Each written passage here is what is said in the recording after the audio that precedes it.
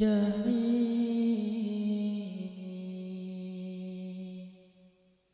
فهب لي توبة واغفر ذنوبي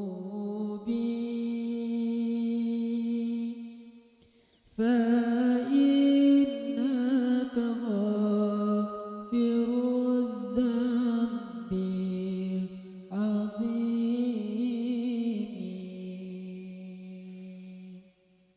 Teman-teman sekalian, bait-bait kasidah itu ditulis dan dirangkai oleh para ulama adalah tentang pengakuan dosa seorang hamba.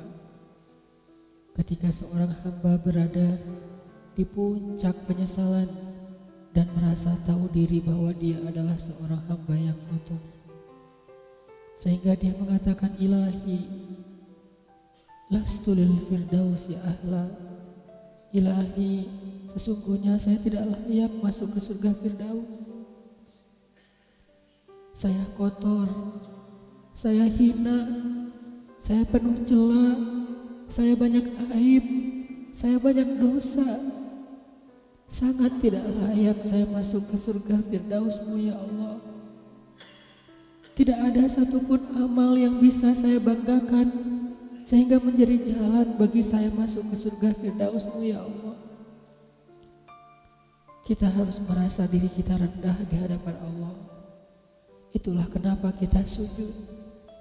Dan Allah suka kepada orang yang merendahkan diri di hadapannya. Itulah kenapa Allah suka kepada hamba yang bersujud. Seandainya pintu surga itu terbuka dengan kunci amal solih, saya tidak punya kuncinya ya Allah. Saya beramal solih tetapi belum layak untuk membuka pintu surga.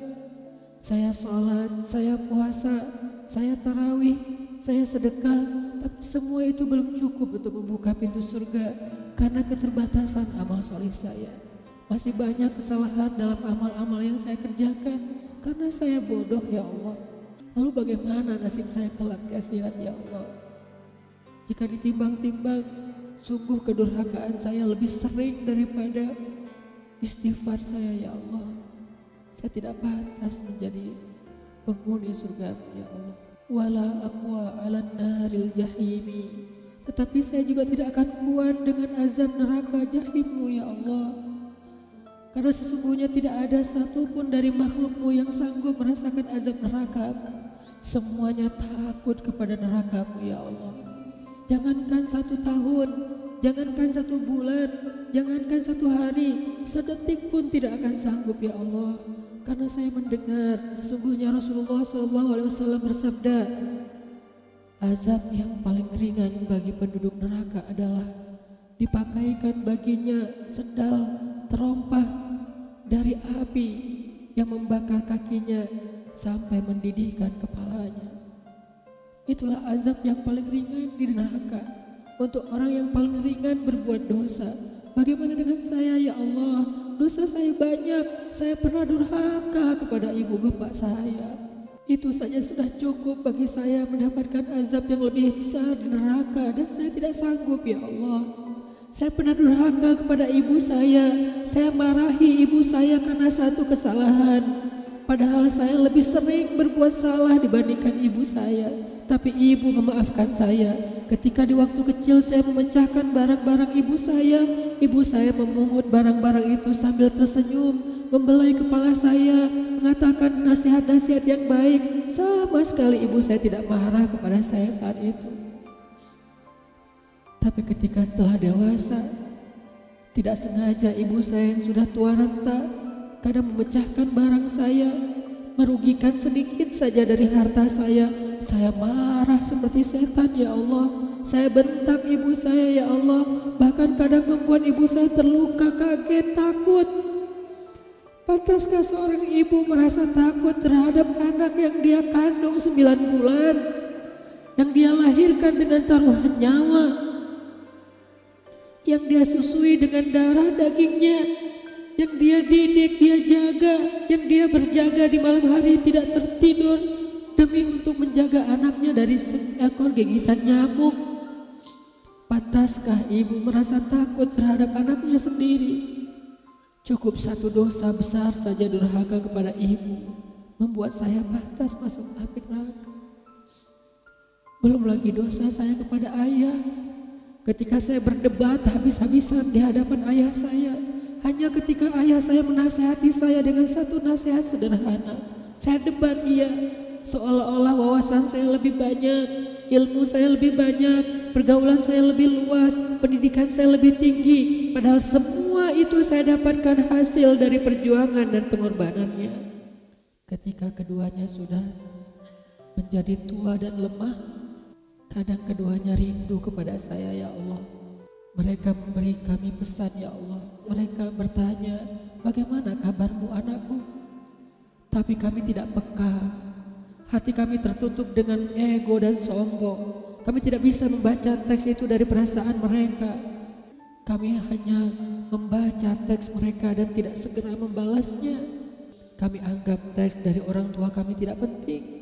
Masih bisa ditunda untuk dijawab nanti sore. Padahal mereka sedang kangen, sedang rindu kepada kami, ya Allah.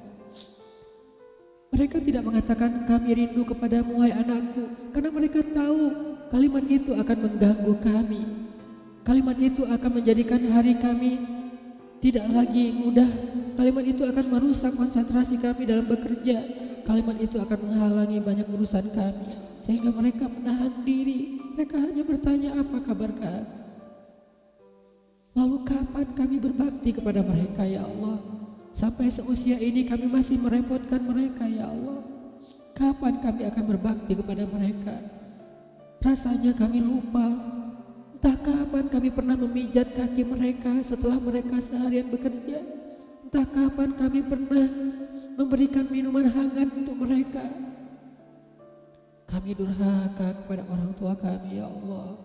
Bahkan setelah mereka wafat, kami lupa mendoakan mereka di dalam sholat kami. Harusnya kami disiksa di api neraka, tetapi kami tidak kuat, ya Allah. Belum lagi kedurhakaan kami yang lain, dosa-dosa besar kami yang lain. Kami pernah bermaksiat kepadamu diam-diam, ya Allah. Kami pernah berbuat dosa diam-diam, dan padahal kami tahu itu dosa besar. Tapi kami tidak peduli. Kami tidak takut kepadamu, seolah-olah ancamanmu itu hanyalah mitos, seolah-olah ancamanmu itu hanyalah fiktif, seolah-olah apa yang engkau firmankan di dalam Al-Quran itu tidak benar-benar ada. Kami sombong, menantangmu dengan berbuat dosa. Banyak dosa yang kami tidak bisa menyebutkan satu persatu, ya Allah. Keluh lidah kami untuk menyebutkan dosa-dosa kami, ya Allah. Malu untuk menyebutkan dosa-dosa kami, ya Allah. Tidak ada yang bisa kami harapkan darimu selain engkau terima taubat kami, ya Allah. Fahabli taubatan, beri kami taubat yang nasuha, ya Allah. Terima taubat kami, ya Allah. Kami belum berani meminta surgamu, kami juga tidak akan kuat dengan nerakamu. Kami meminta terimalah taubat kami, penyesalan kami, janji kami untuk kembali kepadamu, memperbaiki diri. Teman-teman sekalian, mari kita baca bait itu dengan penyesalan. Kita baca bait itu seolah-olah kita sedang curhat kepada Allah Subhanahu wa taala. Ilahi las fidausi ahla wa